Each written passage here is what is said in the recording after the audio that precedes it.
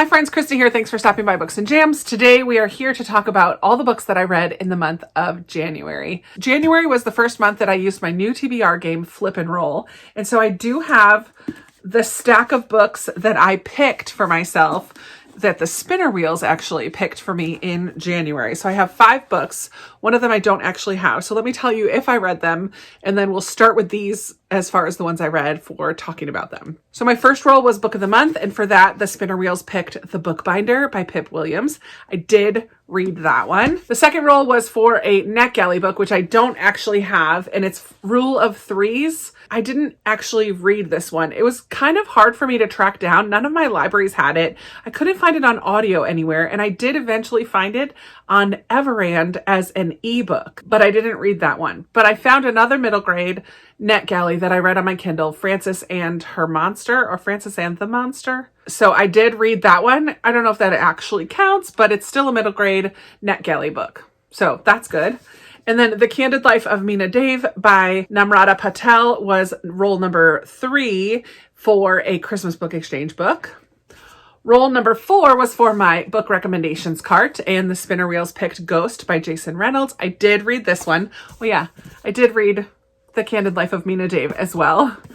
And then roll number 5 was for another NetGalley book, and it picked a newer one, The Unmaking of June Farrow. And unfortunately, I did not get to this one. I just kind of ran out of time at the end of the month, but I'm not doing any punishments or anything like that. So I will just start with these ones, talking about them. So right at the end of the month, I read The Bookbinder by Pip Williams. I had read The Dictionary of Lost Words by her, and I felt very similarly about that one and this one. First of all, their covers are stunning. But for me, the book was just okay. But it was also kind of fun that some of the characters from The Dictionary of Lost Words were in this story as well. And part of the story of The Dictionary of Lost Words was in here. And that was really fun. A little bit of crossover there. It does have this lovely map of Oxford.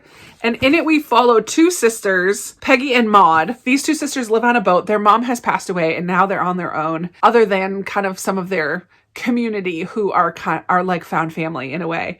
Peggy wants to be a scholar. She wants more for her life than just working at the bookbindery.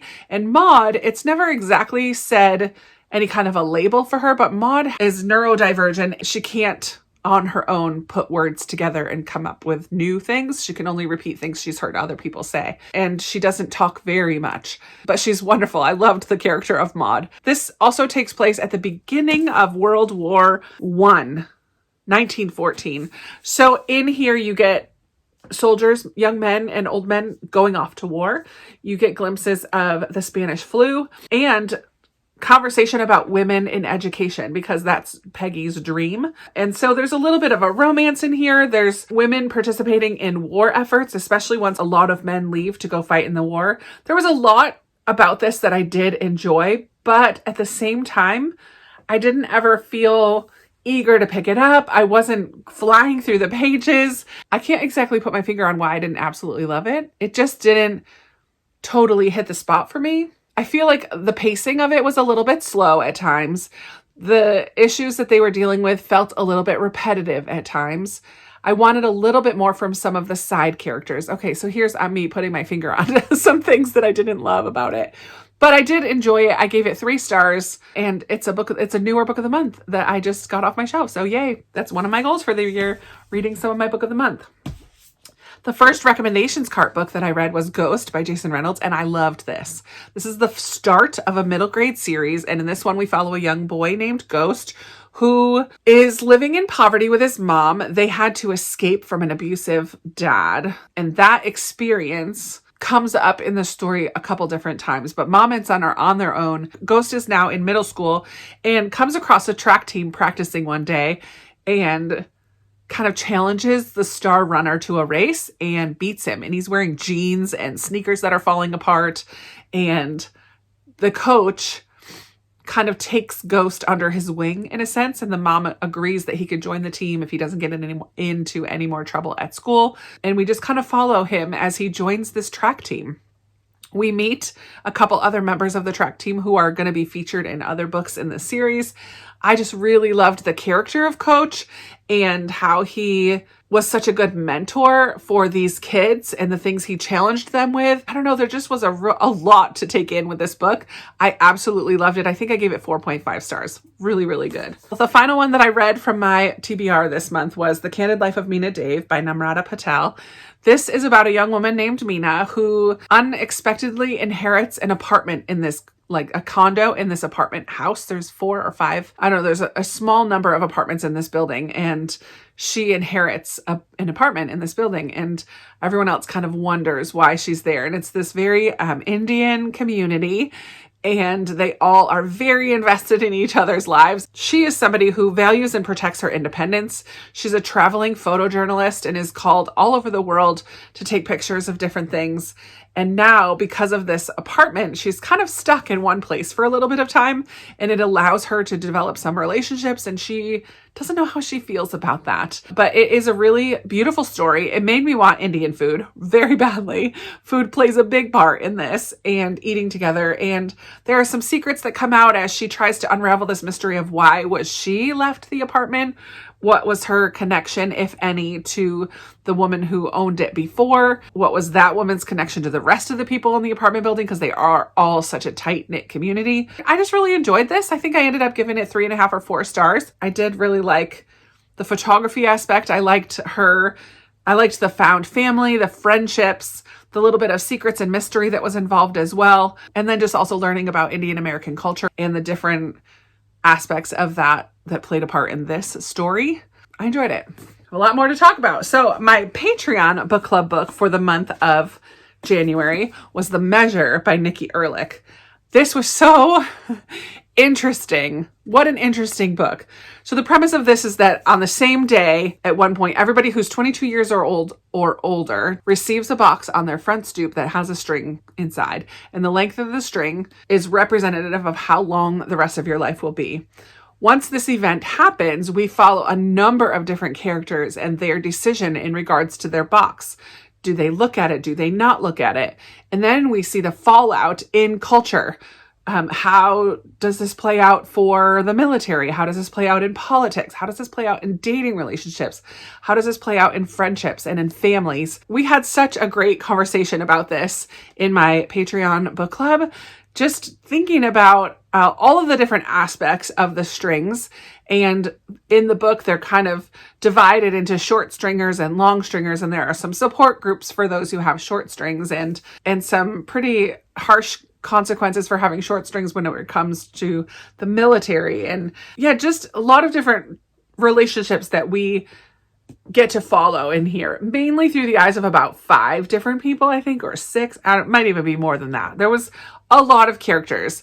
I feel like once I got into it and knew who all the different people were, and then some of those people interconnected with some of the others, I didn't mind all the characters too much. But because there were so many, and because this book gave you so much to think about, I didn't get emotionally connected to this book. And if you have been around here for any length of time, you know I love it when I get emotionally connected to characters or the story. And that is not what this book is about. I definitely couldn't fly through it because I had to stop and think, oh, well, what do I think about that?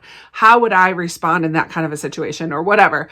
There's a lot to think about, and that's good. However, I just also like it when the characters get into my heart a little bit. And I don't feel like any of these really did. I did predict one thing that happened that prevented a big surprise for me because I kind of predicted it. And I think that would have upped its value a little bit more. I ended up giving this 4 stars. I do think it's such a good book to have in conversation. I almost wish that I was buddy reading this with someone, even more than just a book club, because it would have been cool to chat along the way with somebody who was also reading it at the same time, because there was just so much to process and to think about, and that part of it was fun.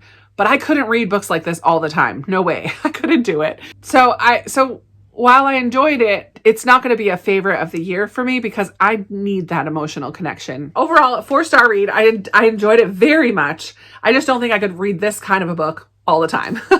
I would be interested to read more from Nikki Erlich. It would be cool to see what she comes out with as a sophomore novel, since this is her debut. One of my patrons did say that a lot is packed into here, and that's very true. And you could tell it was written during the pandemic. There's a lot of things that happen in this book that are nods to things that were happening kind of in real life. My patron pick for the month of January was Bluebird by Genevieve Graham. And I'm so glad that this was the patron pick because I've been wanting to read this. This one takes place in 1918. So we're right at the end of World War I. There is a present day storyline too. But the main part of this book, the bulk of this book, is in the 1918 storyline. We follow Adele, who is known as a Bluebird. She's one of the nurses that goes to help during wartime from Canada.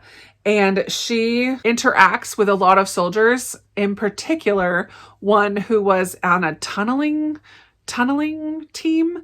They built tunnels between trenches, and it was so dangerous. And they had to be so quiet. Like, there was just so many aspects of tunneling that I had never heard about before. And it was so interesting to me to learn about that. But this young injured soldier is in Adele's tent, and they strike up a friendship. She's there to help with the nursing things, but also to just chat and uplift the soldiers. Turns out they're from nearby each other back in Canada. So then after the war, we also follow this whole Prohibition moonshine business, like rum running, things that happened during Prohibition era, which was right after World War I. And that was super interesting too. I don't know if I've read a Prohibition era novel in a really long time. Jimmy, the young soldier, and his brother do get involved with rum running and the whiskey, like black market whiskey business, whatever. And they kind of lose touch, Adele and Jimmy. But we kind of follow both of their stories throughout the time immediately following the war, which I thought was an interesting time period. Like, we get a glimpse of the war, but then also post-war and what it was like for many of those soldiers to come home and what they were struggling with and the lack of jobs or their PTSD, and then put in the things happening culturally, like this Prohibition and all that was happening kind of post-war. I thought that was super interesting. There is a present day storyline as well. And honestly, I don't even remember the present day storyline. Oh yeah, there's a house and a young girl working at a museum has to go. The guy fixing up this old house finds whiskey in the wall. And so this girl working in a museum who has a connection to this house, and he go on a hunt to find out, well, how did this whiskey get in the wall, etc., etc. I did not care really at all about the present day timeline. It was a catalyst for telling the story, but I think the story stood fine on its own 2 feet. I don't think it needed the present day storyline. Normally, I don't have a problem with a dual timeline, but this one, the present day storyline was so minimal. It wasn't given equal timeshare, which is good because it wasn't very exciting. Parts of it that were interesting, but really it was unnecessary. So I did enjoy this book, but I also gave this one 4 stars, and I'm so glad that I read it. My middle grade March book club book for January was our last one, and it is The Winter King by Christine Cohen. We have had so much fun this year reading books together, and this was the last one for 2023-24. I think The Winter King, obviously it's a good time to read it. This had a very fairy tale-esque vibe to it. So in this story, we follow Cora and her family. They are kind of living on the outskirts of town, definitely very, very poor. And when winter sets in, it's a very tough time of year for the whole town, but especially for those who live on the outskirts because food is very scarce. So the town is kind of run by this group of men called the Aldermen, and there is a high alderman who speaks with the Winter King. And the Winter King comes every winter for 4 months or 3 months, sits on his throne. Nobody's allowed in to visit the king. And the alderman is the only one who hears from the king and tells the people what's going on. Cora is having a really hard time believing in the king. She's really frustrated about how the people in the town are being treated and the poverty and the lack of provision. And yet the aldermen are living high on the hog. Like, she just has a really hard time believing that the Winter King is good, but she's a fiercely loyal and is willing to do anything for her family. The stakes are raised throughout the story. And at one point there is a sickness that hits the town. That's the final straw for her. She is determined to save her family. and do whatever it takes to make that happen. There were some aspects of world building that were a little bit lacking for me. I wanted to know more about this world, but I don't know that I needed to know more about this world. I loved the allegorical feel of it. I don't know that it was straight allegorical. It is written by, I believe, a Christian author. So I did pick up on some of that allegory, but it wasn't fully fleshed out. It just was a delightful kind of nod to like a fairy tale. It reminded me of Narnia in a lot of ways. Yeah, I enjoyed this, but I didn't love it. So I think I landed on a 3.5 to 4 stars. So it was a fun middle grade for wintertime. That's for sure. If you're in a little bit of a fantasy mood, like a light fantasy, there was a touch of magic in there, but not much. It was okay. It was good. During one of my vlogs early in January, I did pick one of my 12 books to read in 2024. And for January, I picked Fox by Nadine Brandes. This book is a YA Christian fiction fantasy historical. Right? So remember the 5th of November, Guy Fawkes Day plays a big part. The whole gunpowder fiction and plot. Gunpowder something and plot. I don't remember. The gunpowder plot to assassinate the king. That is what is a big part of this story.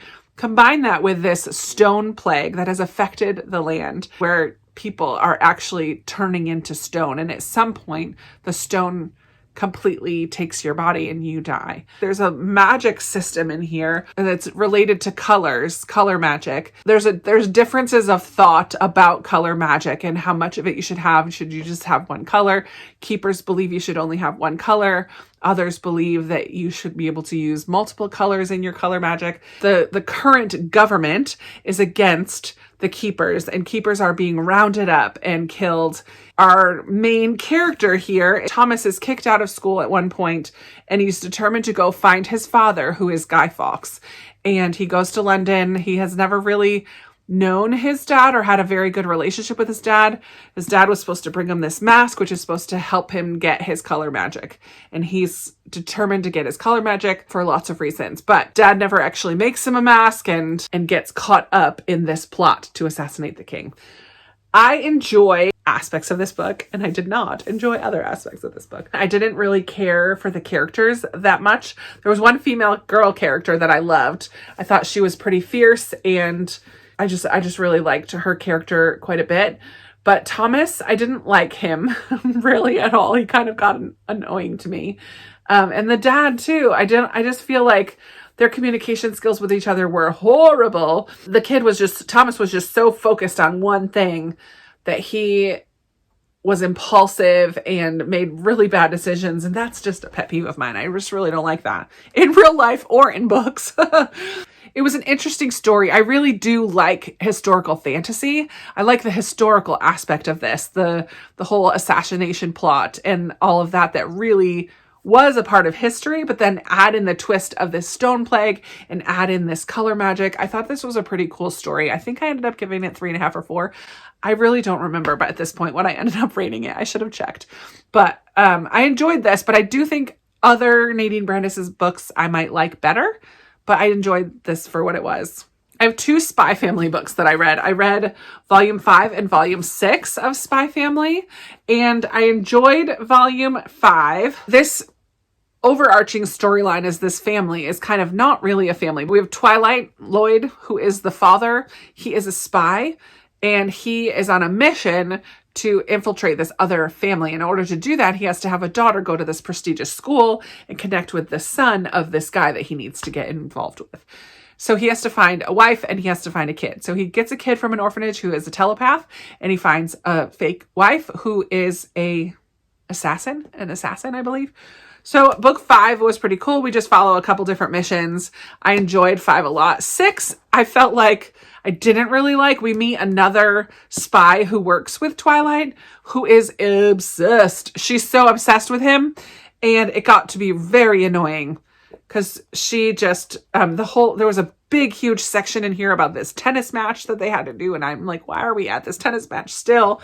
So yeah, I didn't care for 6 as much. I think this was probably my least favorite so far of the series. It's just a fun, quick manga.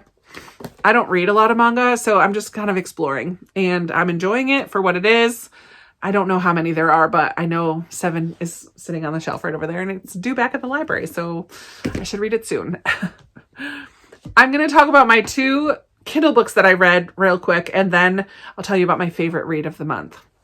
So on my Kindle, I read Frances and the Monster. I forget who it's by, but this was a Frankenstein-esque type of story. So we follow this young girl who is left with nanny after nanny as her parents, who are scientists, go off to these different conventions. She herself is a brilliant little girl, incredibly smart, with 2 brilliant scientist parents. It's not a surprise, but she hates being left behind. She's kind of been forced to stay in this home, in her home, for her whole life, and she wants to have some adventures of her own.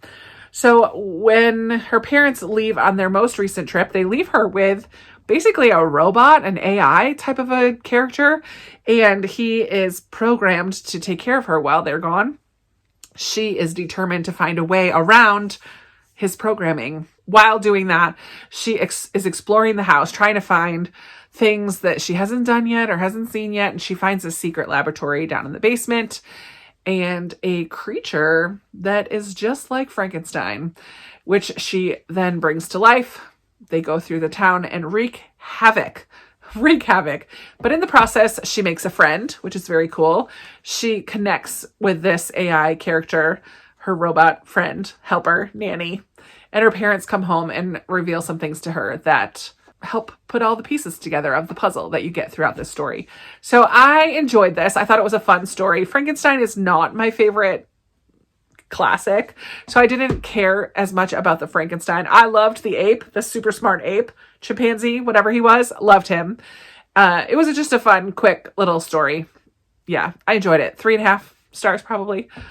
And the other book that I read on my Kindle, I read 2 books on my Kindle this month, guys. 2 of them. I'm so proud. And it was another NetGalley. So I knocked out some NetGalley this month. 3, I think, altogether. 3 NetGalley books. I'm pretty happy with that. I need to still write the reviews of them, but I did them. So the other NetGalley book I read was The Wakeup Call by Beth O'Leary. I just was kind of in the mood for something rom-com-y, and this one fit the bill. We followed our 2 main characters, whose names I don't remember at the moment, who both work at this kind of woodsy, quirky hotel, and they both run the hotel, basically. They are the front desk / everything else that needs to get done people, and right off the bat, there's a lot of clashing between these 2. They are constantly bickering at each other, constantly kind of pranking each other a little bit, and it all stemmed from something that happened the Christmas before. It takes place over Christmas.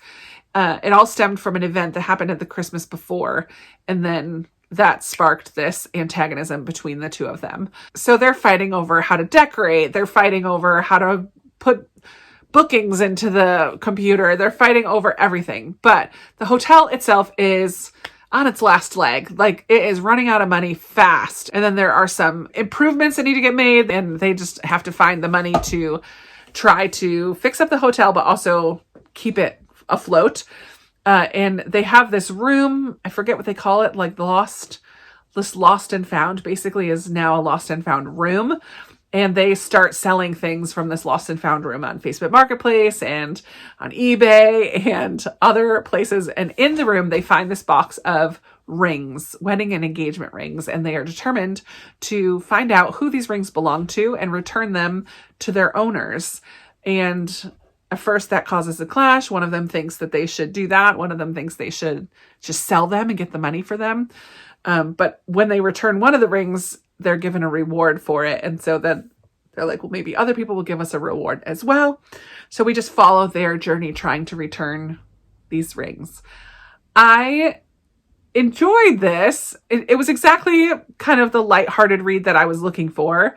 There were a lot of the male character is from Brazil, and we learn about how he ended up in the UK and meet his Brazilian family on FaceTime a couple times. They're always trying to hook him up, help him to get, like, he needs to get a girl. The female character is like kind of a pixie, like short, pink hair sprite of a girl who's just very loud and obnoxious. So I didn't love her character. I didn't love the reason why they were fighting. I didn't love like the banter got a little bit old. It was fun for a bit, but it also just got old really quickly because I just wanted them to obviously have a conversation about the last Christmas, and that just didn't happen for way too long. You see glimpses of them starting to realize maybe their impressions of the other person were wrong, but I feel like it took a long time to get to the point where we were resolving anything. I did enjoy the story of the rings and trying to track down the different people. I loved some of the other characters who lived and worked in the hotel as well. The little found family aspect of things there. I really enjoyed that. So this one was an okay read for me. I also gave this one 3.5 stars. I'm trying to do half stars more often because I do think it was more than a 3 for me, but it wasn't a 4 for sure. So 3.5, we're going to land there. And my favorite read of January was The Frozen River by Ariel Lahan. I already talked about this quite a bit in my Read Like Gloria, my second to last Read Like a Booktube Friend project. I picked this one up because I had DNF'd a couple other ones for her, but she had this on her favorites list last year, and it was also a favorite for me as well. We learn about Martha Ballard, who was a midwife in Maine in 1789.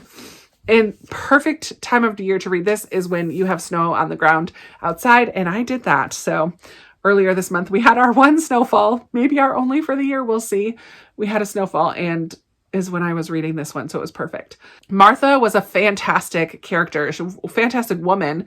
I would love to learn more about her, and I know there's a nonfiction book out there, but she gets caught up very early on in this story in a murder mystery. A man is found frozen in the river, and you learn pretty quickly who it is, but throughout the book, you're trying to discover what actually happened and who did it. But this man who was found frozen is one of 2 men who was accused of raping another woman in the town. And Martha is standing with that other woman and really is a fierce character. I love her so much. Definitely she was the star of the show for me, but I also loved her husband and their relationship together. I just thought their relationship was very, very cool.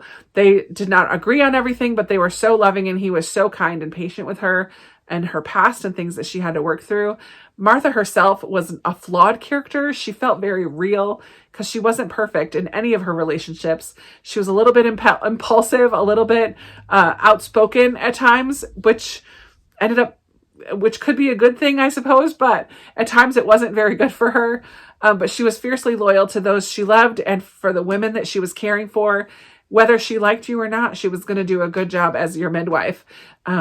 And do the best for your baby. And she just was such a cool character. I was invested in this right from the very beginning.